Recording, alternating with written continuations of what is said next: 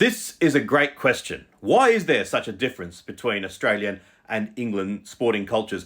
A lot of Australians don't realise that there is. A lot of Australians think that the noise at an Australian football game, whether that's rugby league or Aussie rules, is massive. And then when they go overseas, whether it's to Europe or South America, and see true passion and true noise, they get the biggest shock of their lives. And I think it's partially that rugby league and Aussie rules have always been suburb versus suburb. And it's hard to get too passionate.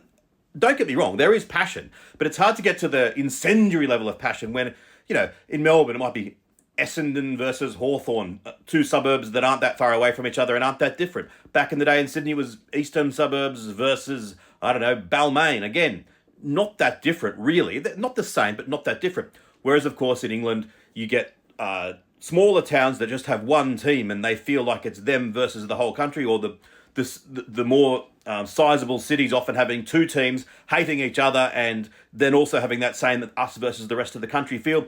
It's just a different thing that the fans in England live for it in a way that the fans in Australia don't. And this then bleeds into the cricket atmosphere as well.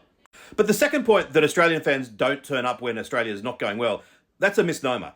It's a function of mathematics that each Australian city is isolated and the stadiums are massive. Now take Leeds, for example, in England. Imagine if you removed everywhere else other than the Leeds area. So you've got a population of, 2 or 3 million people, and you turned Headingley from a stadium of 15,000 into 50,000, or in the case of the MCG, 90,000.